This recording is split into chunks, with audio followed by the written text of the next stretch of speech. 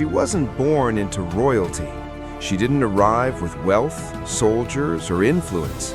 She was an orphan raised in exile, an unseen girl living under the shadow of the most powerful empire on earth. And yet, her story proves something timeless.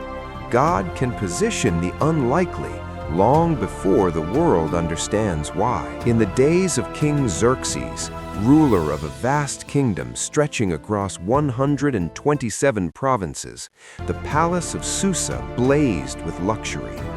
To display his greatness, Xerxes held a feast that lasted for months. Golden goblets, endless wine, and proud men praising power as if it were eternal. When the final banquet filled the royal gardens, the king, drunk on celebration, demanded that Queen Vashti be brought out wearing her crown so everyone could admire her. Vashti refused. She would not be paraded before a crowd that had lost its honor. Xerxes, humiliated, listened to advisors who feared her courage would inspire other women. A decree was written, sent across the empire in every language, and Vashti was removed from the throne. Time passed. The king's anger cooled, but the emptiness remained. So a new plan rose in the palace. Gather the most beautiful young women from every province, prepare them, and let the king choose a new queen. Among them was Hadassah, known by her Persian name Esther, a Jewish orphan raised by her cousin Mordecai. He taught her to fear God in a foreign land and to keep her identity hidden. Esther was taken into the palace and placed under Hegai, keeper of the women. She stood out not by demanding luxury, but by quiet humility. Favor followed her like light. After months of preparation, Esther was brought before the king. Xerxes was captivated. He placed the crown on her head, and Esther became queen in Vashti's place. The empire celebrated, yet no one knew she was Jewish. No one saw the invisible purpose unfolding behind palace walls. Mordecai remained near the king's gate, listening, watching. One day he overheard two guards plotting to assassinate Xerxes. Mordecai warned Esther. Esther warned the king, and the plot was exposed. The conspirators were executed, and Mordecai's act was written into the royal records, quietly, with no reward. Then Xerxes promoted a man named Haman above all officials and ordered everyone to bow. Everyone obeyed, except Mordecai. He would not kneel. Haman's pride burned into hatred, and when he learned Mordecai was Jewish, his rage widened into something monstrous. He didn't want one man destroyed. He wanted an entire people erased. Haman cast lots to choose a day of slaughter, then lied to the king about a dangerous people scattered throughout the provinces. Xerxes handed him the signet ring. The decree went out. On the appointed day, every Jew, young and old, would be killed. The city fell into confusion. The Jewish people mourned and fasted across the empire. Mordecai tore his clothes and wept in public grief. Esther heard, and she sent a messenger. Mordecai's message cut through fear. She must go to the king and plead for her people. But Esther knew the law. No one approached the king uninvited. The penalty was death unless the king extended the golden scepter, and she hadn't been summoned in many days. Mordecai's reply was fearless. She would not escape simply because she lived in the palace.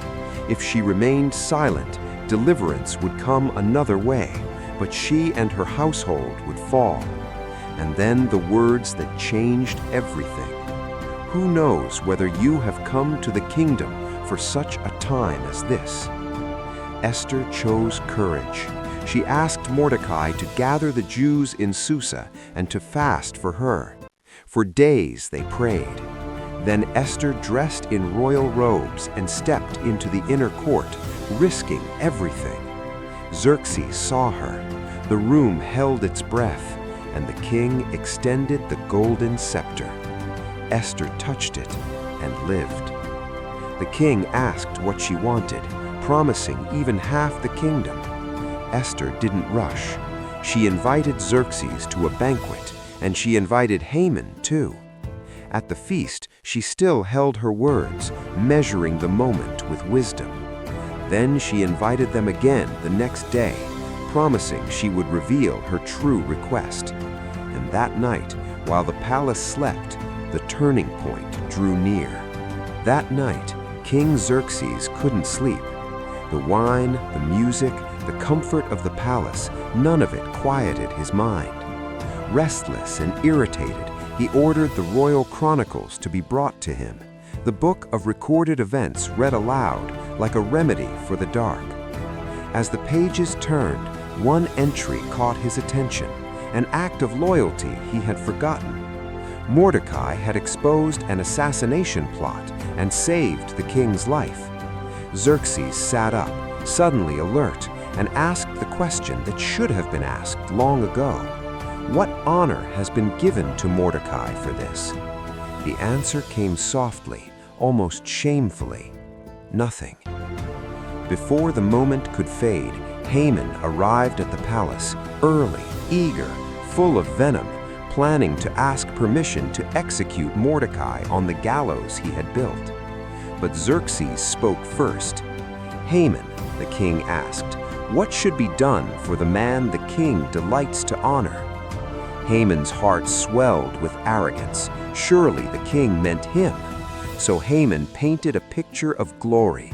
Dress the man in the king's own robe, place a royal crown on his head, set him on the king's horse, and lead him through the city, while an official proclaims, "This is what is done for the man the king delights to honor." The king nodded. Then came the sentence that shattered Haman's pride. "Excellent. Go at once. Do everything you have said. For Mordecai, the Jew, who sits at the king's gate. Leave nothing out." Haman's face drained. His mouth went dry. Yet he had no choice.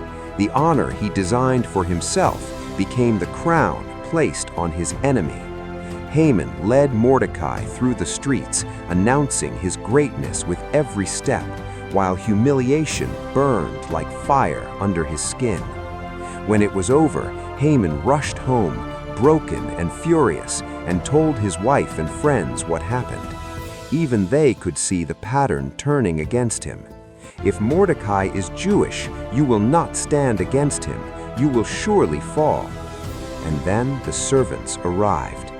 It was time for Esther's second banquet. Xerxes and Haman returned to the queen's feast. Once again, the king asked, "What is your request, Queen Esther? It will be granted." This time, Esther's voice didn't tremble. "If I have found favor in your sight, O king, and if it pleases you, grant me my life. This is my petition, and spare my people. This is my request." The air changed. Xerxes stared at her, confused and alarmed, and Esther continued, calm, clear, and unafraid. "We have been sold, my people and I, to be destroyed, killed, and annihilated. If we had only been sold as servants, I would have kept silent, but this is too great to ignore." The king's eyes hardened. His voice rose with sudden fury. "Who is he? Where is the man who would dare to do such a thing?" Esther turned and pointed directly at Haman. "The adversary and enemy is this wicked man." Terror emptied Haman's face. Xerxes stood up and stormed out, trying to contain the rage rising in him. Haman, realizing there was no lie left to hide behind, collapsed into desperation. He begged Esther for mercy. He pleaded for his life. He stumbled toward her couch, clinging, frantic, trying to survive. And in that exact moment, the king returned. Xerxes saw Haman falling over the queen, and his mind filled in the worst meaning. Will he even assault the queen while I am in the house? That was enough. Guards seized Haman. One of them spoke up quickly. There is a gallows at Haman's house, built for Mordecai. Xerxes didn't hesitate. Hang him on it. And so Haman died on the very instrument he prepared for someone else. The plot of destruction snapped in half in a single day. Pride collapsed. Justice rose. Xerxes gave Haman's estate to Esther, and Esther placed Mordecai over it. The king removed the signet ring he once gave to Haman and put it on Mordecai's hand, granting him authority. But danger still remained, because in Persia, a royal decree sealed with the king's ring could not be revoked. The day marked for slaughter was still written on the calendar. Esther went before the king again, not for herself, but for her people. With tears and urgency, she pleaded, "How can I bear to see disaster fall on my people?" And the king granted a new solution. Write another decree, one that would stand against the first. Mordecai summoned the royal scribes. In the king's name, letters were sent across all provinces, in every language. The Jewish people had the right to assemble, to defend themselves, and to strike back against any who attacked them. The message moved like light through the empire. Where there was mourning, hope returned. Where there was fear, courage rose. And when the appointed day arrived, the Jewish people stood united. With royal permission and a renewed will to live, they overcame their enemies.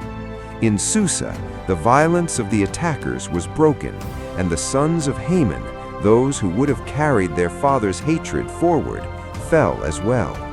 Across the empire, thousands who planned harm were defeated. Yet the Jewish people did not take plunder.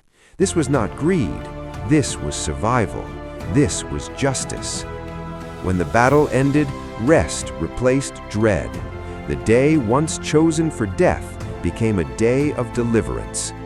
To remember that reversal, the Jewish people established a yearly celebration called Purim, named after the lots Haman cast. Each year they would feast, rejoice, give gifts to one another, and care for the poor, because what was meant for destruction had been turned into life. Mordecai was honored throughout the empire, second only to the king, not because he chased power, but because he sought the good of his people and spoke peace and truth. And though God's name is never written in the book of Esther, his fingerprints are everywhere, hidden in timing, woven through risk, present in the reversal. The story of Esther reminds us, even when God seems silent, he is never absent. Even when the odds rise against you, he is already at work. And perhaps you are where you